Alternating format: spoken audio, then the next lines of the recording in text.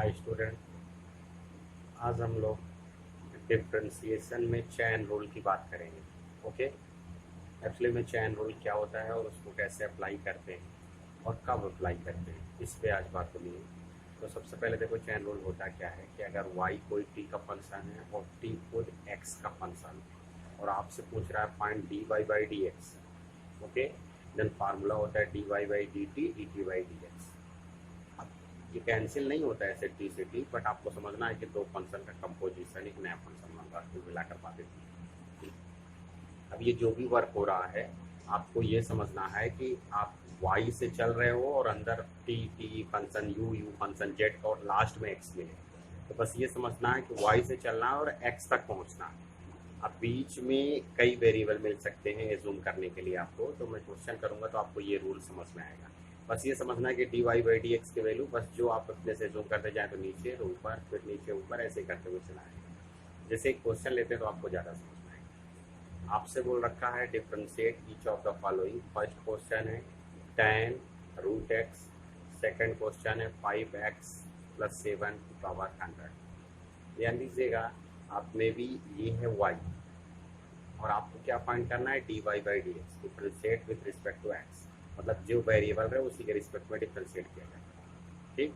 तो अब देखो यहाँ पे ये आपको समझ के चलना है किसकी वैल्यू को आप नया वेरिएबल एज्यूम करोगे, टी यू वी जेड कुछ भी करना है जिस जो ऑड लगे। जैसे आपको tan x का डिफ्रेंशिएशन आता है, रूट x का नहीं आता। तो ये जो रूट x है ये एक्स्ट्रा वैल्यू, अगर ये x होता तो कम बन जाता। तो जो ये एक्स्ट्रा आपको समझ में आया, इसी को आप एक नया वेरिएबल एज्यूम कर लो। तो हमने क्या किया, रूट x को t एज्यूम कर लिया। इस केस में हुआ क्या, y जो था हमारा रूट एक्स की जगह पर t रख दिया और t की वैल्यू आपने रूट एक्स ली है तो रूट एक्स हो गई। ध्यान दीजिएगा, अब y का डिफ्रेंशिएशन t के रिस्पेक्ट में होगा और t का डिफ्रेंशिएशन x के रिस्पेक्ट में होगा। तो y का डिफ्रेंशिएशन t के रिस्पेक्ट में है तो tan t का क्या होता है, sec square t। Again root x का डिफ्रेंशिएशन यानी t का differentiation dx dt by dx। तो अब कितना होगा, रूट x का डिफ्रेंशिएशन क्या होता है, 1/2 रूट x।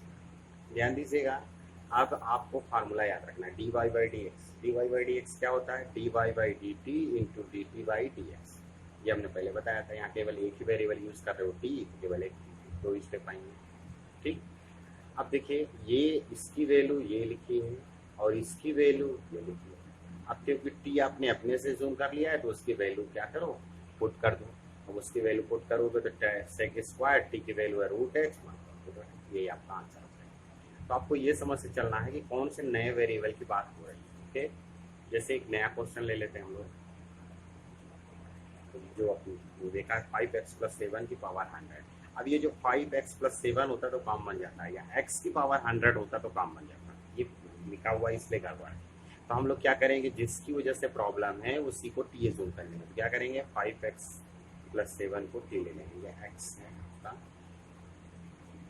ठीक। तो आप ये t ले लिया तो t की पावर 100 हो गया। ओके। और t की वैल्यू ये है। तो आप क्या करोगे, y को t के रिस्पेक्ट में डिफरेंशिएट करोगे तो dy बाई dt क्या होगा, अगर t की पावर 100 है तो 100, t की पावर 99। और ये t है तो x के रिस्पेक्ट में डिफरेंशिएट होगा, जो जिसका फंक्शन है। जैसे y x का फंक्शन है तो dy by dx, but direct नहीं कर सकते तो चेन रूल अप्लाई करना है। तो y t का फंक्शन है तो t के रिस्पेक्ट में डिफरेंशिएट हुआ, t x का फंक्शन है तो x के रिस्पेक्ट में डिफरेंशिएट। आप जानते हो 5x प्लस 7, 5x का 5 हुआ, 7 का 0 हो जाएगा। तो अब यहाँ पे ये d y by d t x का फार्मूला क्या होगा, d y by d t by d x. शुरू में ही बताया है। अब d y by d t का फार्मूला रख के ये आंसर आया और d t by d x का ये आंसर किया। अब टी आपने अपने से जूम किया है तो उसकी वैल्यू को क्या कर दो, सब्स्टिट्यूट करो, तो ये आ जाएगा आंसर। अब इसका इसमें मल्टीप्लाई कर दो तो ये आंसर आ जाएगा। यही आपका फाइनल। देखिए बेटा, एक क्वेश्चन और हम लोग करते हैं, ये अच्छा क्वेश्चन। ओके। अब देखो अच्छा क्यों है, अब जैसे y is equal to sine, अंदर में रूट, फिर साइन, फिर रूट एक्स। तो एक्चुअली में हो क्या रहा है, अब यहाँ पे कितने वेरिएबल जूम करना पड़ेगा बताओ। अब एक्चुअली में पहले साइन का करेंगे, फिर साइन के अंदर x होना चाहिए, x नहीं रूट है तो उसका भी करेंगे, फिर उसके अंदर x होना चाहिए तो साइन है तो साइन का भी करेंगे, और फिर रूट एक्स। दैट मीन्स 1, फिर रूट 2, फिर साइन 3 और फिर रूट 4, मतलब 4 वेरिएबल की जरूरत पड़ेगी। तो पहले आप साइन के बाद जो लिखा है उसको कुछ जूम करोगे, फिर रूट है तो रूट के अंदर का जूम करोगे, और फिर रूट एक्स का जूम करोगे। एक एक मैं कर रहा हूँ तो आपको समझ में आएगा। एक तो y ही है तो t ही होंगे। तो जैसे y, ये इस पूरी वैल्यू को हमने t ले लिया, तो देखो इसको हमने t ले लिया। अब देखो अगर ये रूट x होता तो काम बन जाता, रूट x ना होकर अंदर है तो इस पूरे को भी कुछ जूम कर लो तो मिल लिया। अब ये साइन x होता तो अच्छा होता आपके लिए, साइन x तो है नहीं है। जब ये साइन x नहीं है तो इसका भी डिफ्रेंसिएशन होगा, तो इसको एक नया वेरिएबल हमने जूम कर लिया। ठीक, तो अब क्या होगा, इन सारे वेरिएबल की वैल्यू को पुट करते हैं। देखो आपने इसकी जगह पे t पुट कर दिया तो y की वैल्यू साइन t, बाकी सब जो था वही रहने दिया हमने। अब देखो यहाँ पे t है, अब ये अच्छा नहीं लग रहा था जिसके लिए लिया, कि ये देखो इसकी वैल्यू रूट जेड थी, रूट जेड हुआ। अब ये इसकी वैल्यू रूट, हर बार पहले वाली की वैल्यू पुट करना होता है, ये याद रखो बस, कभी गलती नहीं होती आपसे। अब देखो y का डिफरेंशिएशन t के रिस्पेक्ट में होगा तो cos t का डिफरेंशिएशन z के रिस्पेक्ट में होगा dz, रूट x का होता है 1/2 रूट x, तो रूट z का होगा 1/2 रूट z। साइन का u के रिस्पेक्ट में होगा, सॉरी z का u के रिस्पेक्ट में z में साइन का होता है cos, और u का x के रिस्पेक्ट में होगा तो 1/2 रूट x। अब देखिए आप ये फार्मूला यहाँ पे देखो, dy बाई डी एक्स तक पहुँचना है तो dy by d t, d t by D Z, D Z by D you, D you by d x, जितने वेरिएबल तक की जरूरत होगी उसके अकॉर्डिंग हम लोग काम करेंगे। तो वैल्यू पुट कर दो, इसकी वैल्यू पुट कर दिया, इसकी वैल्यू पुट कर दिया, इसकी वैल्यू पुट कर दिया, और फिर इसकी वैल्यू पुट कर दिया। अब जो भी वेरिएबल आपने अपने से जूम कर लिए हैं उसको एलिमिनेट कर दो। तो टी की जगह पे अगर याद रखो तो आपने ये पूरी वैल्यू जूम की तो ये हो जाएगा टी की जगह पे वैल्यू। सिमिलरली जेड की जगह पे आपने ये वैल्यू जूम कर रखी है, लास्ट में एक्स के टर्म पे जेड की वैल्यू, ठीक है, हर एक वैल्यू एक्स के टर्म पे, क्योंकि आंसर आपका एक्स के टर्म पे। ठीक, ये हुआ। यू की वैल्यू आपने रूट एक्स से जूम कर रखी है, और फिर ये तो एक्स है, ये तो नो प्रॉब्लम। अब इसको सिंप्लीफाई कर लेते हैं हम लोग। ये 2 और 2 मिलकर क्या हो जाएगा, 4 हो जाएगा।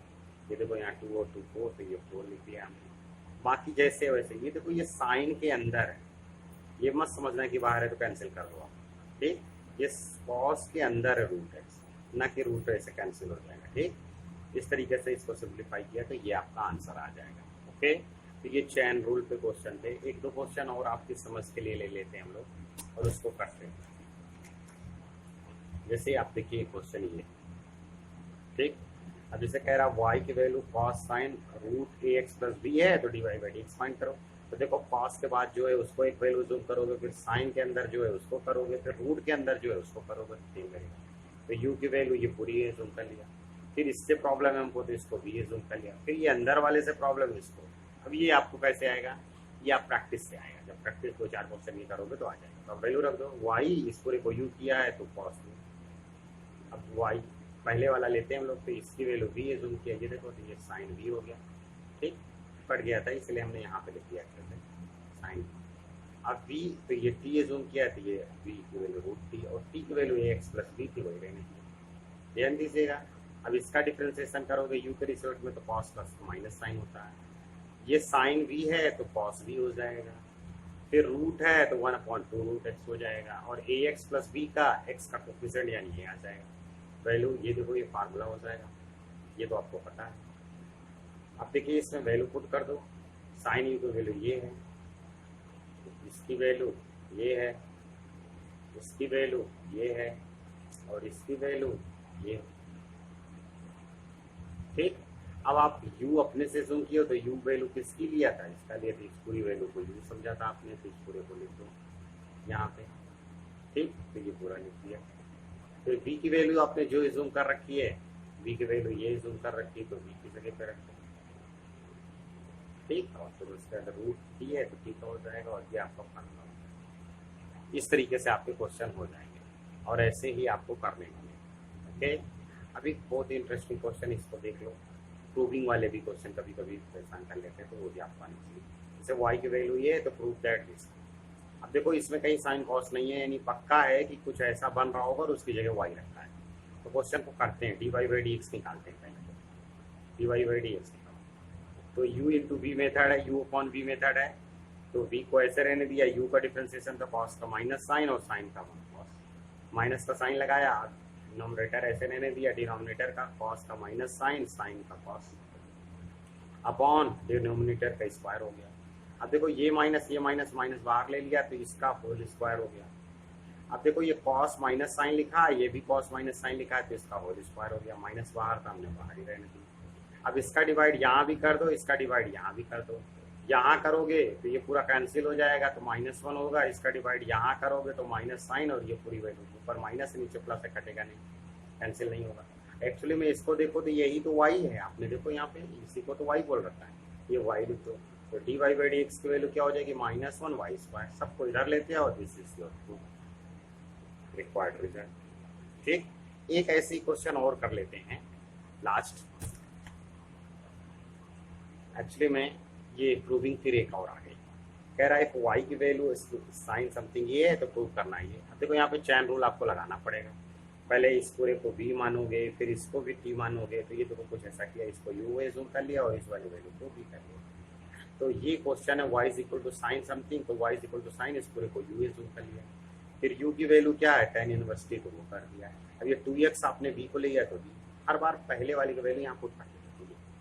अब इसको डिफरेंशिएट किया डी यू बाई यू के रिस्पेक्ट में, ये होगा v के रिस्पेक्ट में, tan इनवर्स x का होता है 1/x स्क्वायर, तो वही लिख दिया v है तो v स्क्वायर, ये तो 2 हो जाएगा। फिर फार्मूले में अप्लाई करो, वैल्यू रखो आप एक एक, इसकी वैल्यू ये होती है तो ये लिख दिया, इसकी वैल्यू ये है तो ये लिख दिया, इसकी वैल्यू 2 है तो 2 लिख दिया। अब ये u v की वैल्यू पुट कर दो, u की जगह पे आपने ये tan इनवर्स x लिया है, ऊपर देख लो, और v की जगह पे ये 2x लिया है।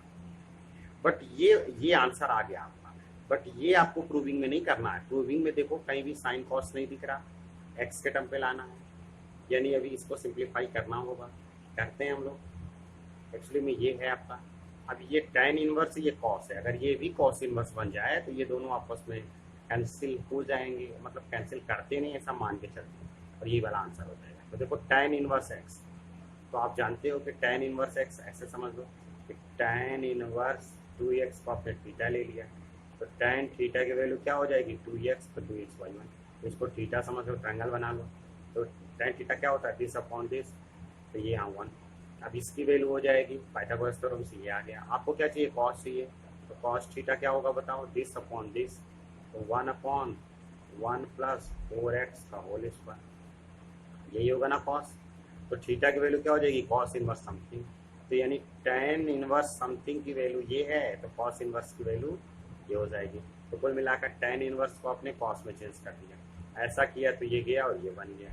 और अब इसको देखो 1 प्लस 4x स्क्वायर की पावर 1/2, 1 प्लस 4x की पावर 1, पावर ऐड हो जाती है तो 1 प्लस 1/2 क्या होगा 3/2 हो जाएगा, और इस तरीके से हैंस प्रूफ हो जाएगा। Okay, thank you.